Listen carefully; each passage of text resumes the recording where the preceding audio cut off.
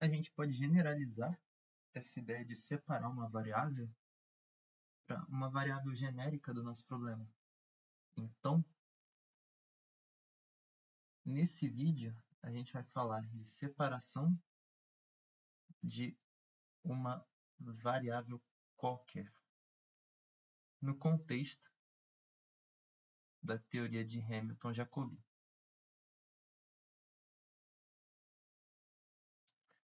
E, nesse sentido, vamos dizer que a nossa Hamiltoniana, H de QI, TI,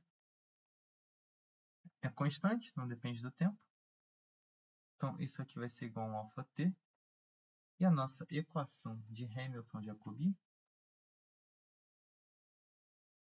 que eu vou simplesmente indicar aqui por HJ, ela vai ser dada por Hamiltoniana de QI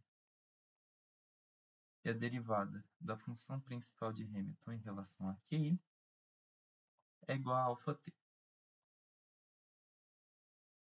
Ótimo. A gente precisa determinar quem é W para determinar quem é S. Lembrando, S igual a menos αt vezes tempo mais W. Bom, agora, digamos que existe uma coordenada especial nessa Hamiltoniana que eu vou dizer que é a coordenada J. De forma que essa Hamiltoniana aqui eu possa separar como uma Hamiltoniana J que depende apenas de QJ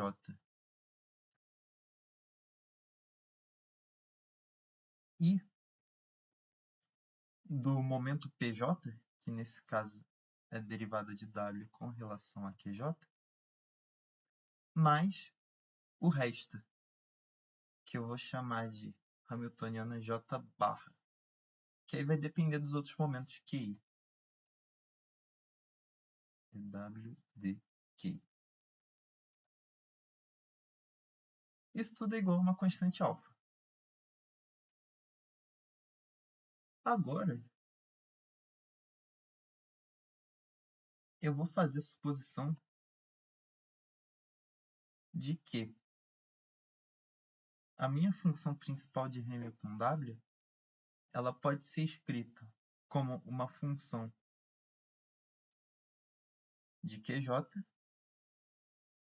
e pode ser função dos outros momentos, αi, mais um resto que depende das outras coordenadas QI.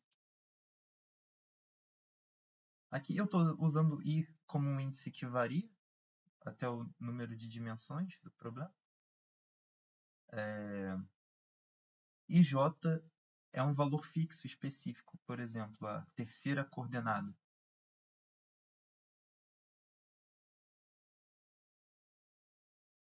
Se a gente substitui essa função principal de Hamilton na Hamiltoniana HJ, na equação acima, né, a gente vai encontrar a seguinte equação.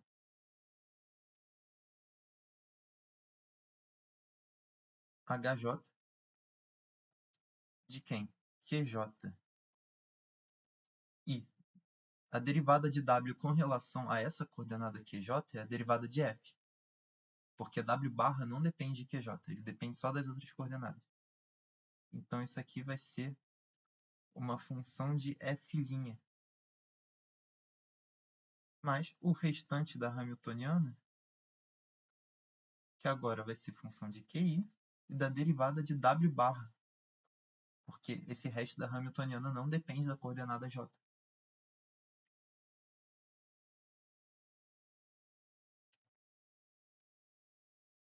Isso é igual a αt.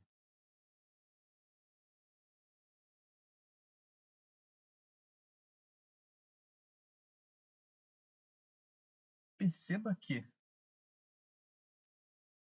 se eu isolar esse cara de um lado da equação, a gente vai ter HJ de QJ e F', isso é igual a αt menos HJ barra de QI, derivada de W barra em relação a QI. Um lado depende de QJ, o outro não depende. Então, se eu variar o QJ, um lado varia, só que o outro não varia. Então, necessariamente, como esse lado aqui de HJ só depende de QJ, não depende das outras coordenadas, tudo isso aqui tem que ser uma constante, αj.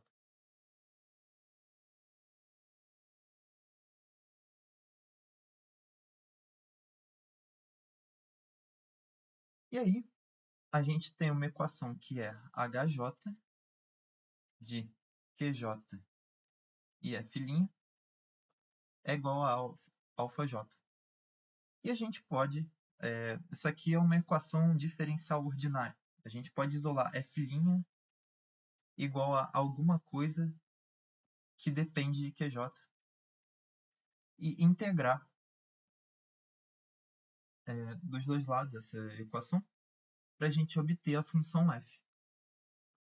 Então, fazendo esse procedimento, se a nossa hamiltoniana for separável nesse sentido que ela é uma soma de algo que depende apenas de uma coordenada com algo que não depende dessa coordenada, a gente pode fazer esse truquezinho.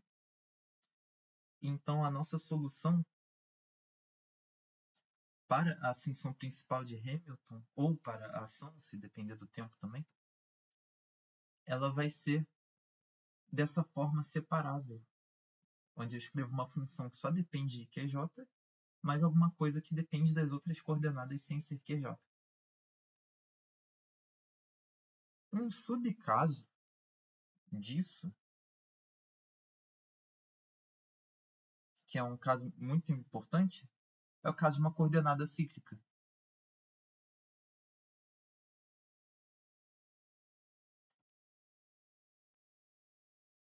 Imagina que QJ é uma coordenada cíclica. Então, a hamiltoniana